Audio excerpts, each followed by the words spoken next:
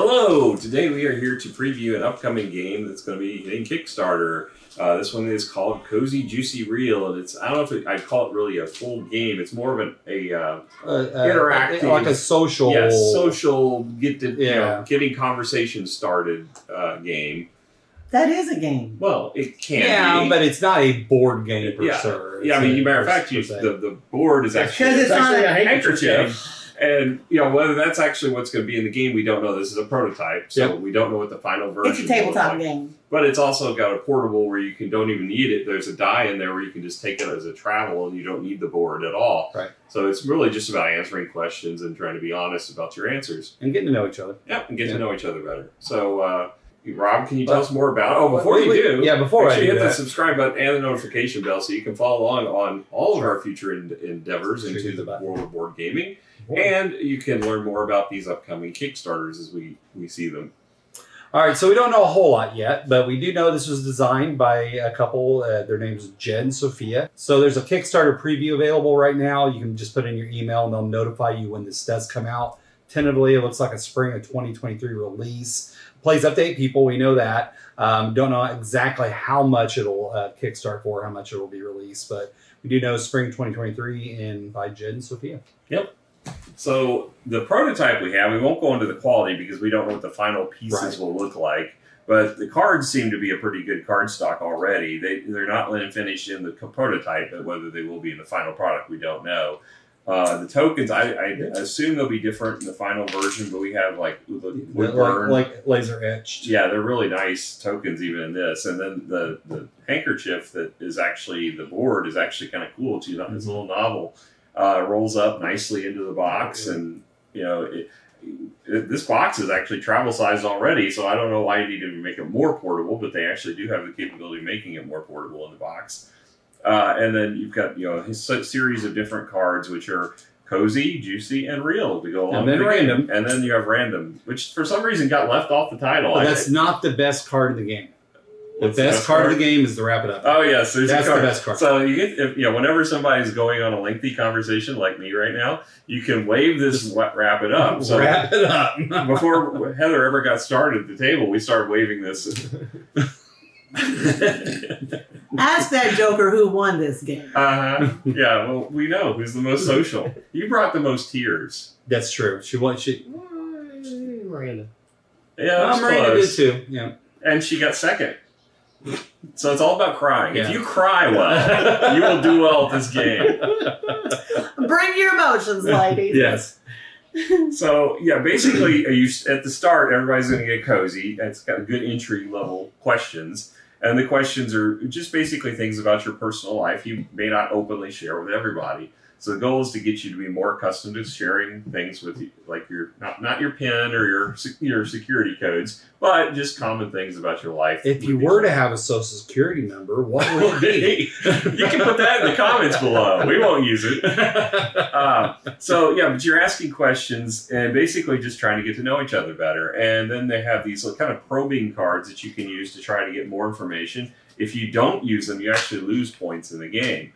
So your goal is to try to give them all out before the end of the game. And then each card has a movement on it that tells you how many spaces you move around the board. So, and the space you're on will determine for the next time you get a question, what type of question you will get.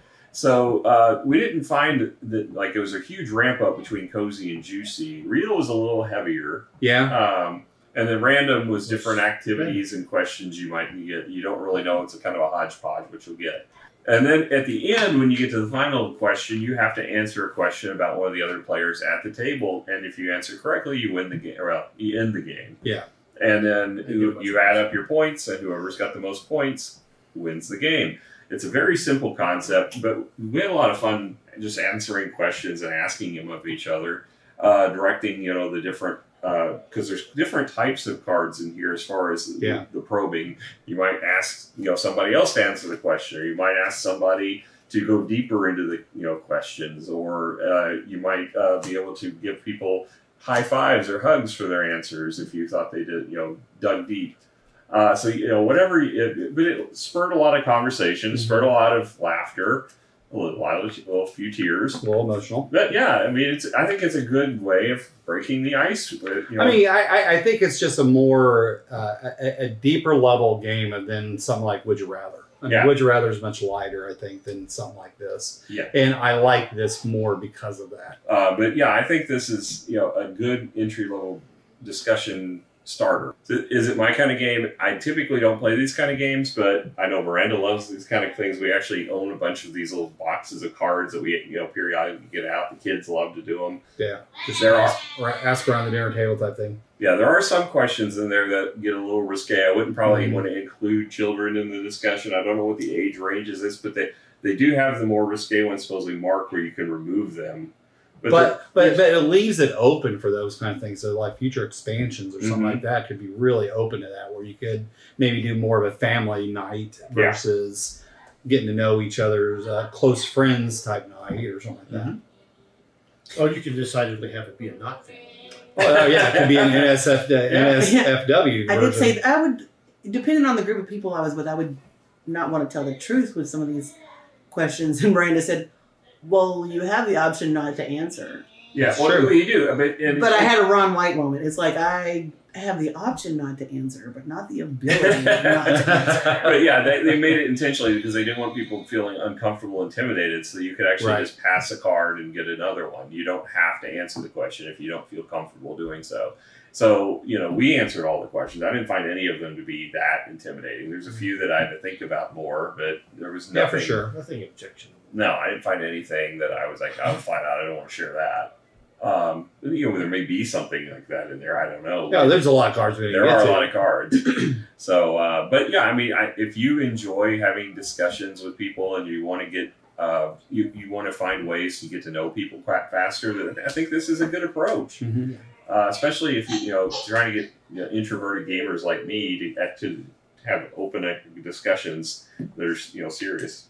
It says it right on my shirt. I'm willing to discuss word games, but not typically by emotions. So I think it's a good way to draw people out of their shell. Or it just reemphasizes like why or what you know about someone, why they make the decisions that they do, or why they react the way they do. It just reemphasizes that, and it just kind of cements why you're friends with them. Maybe. Yeah, I feel like I was kind of an open book. Are we friends? We are. I feel like I'm an open book in general, so everybody was able to read me. I mean, there was no doubt about my answers were going to be. So we all knew whether or not you'd ever been naked in public. Let's just say that. That was pretty much. Yeah. He wasn't. Did you really have to tell them? Yeah, I did. Yeah, they were fearing the fact that I was for a moment. We talk about fear as well. So any other thoughts? I really enjoyed it. Again, normally, like you, this isn't something I would normally get out and play with people, but I was open with it and I enjoyed it. Yeah. I think this is a great holiday with your family game.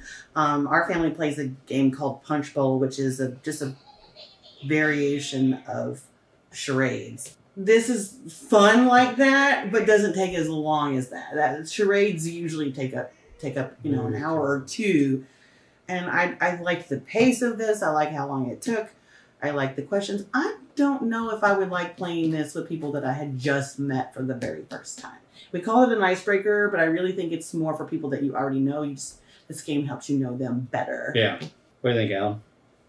Good game. I thought it was, you had elements of seriousness, a little bit of tears, a lot of laughter.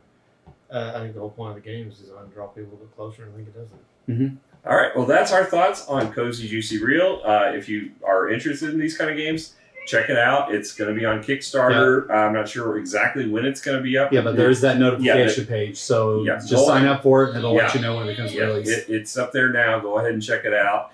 We'll put the link to it in the video commentary below. And just I don't know what the price point is going to be on this, but it's a small box game, so I don't think it'd be too expensive. Yeah. And it's a fun little social gathering game.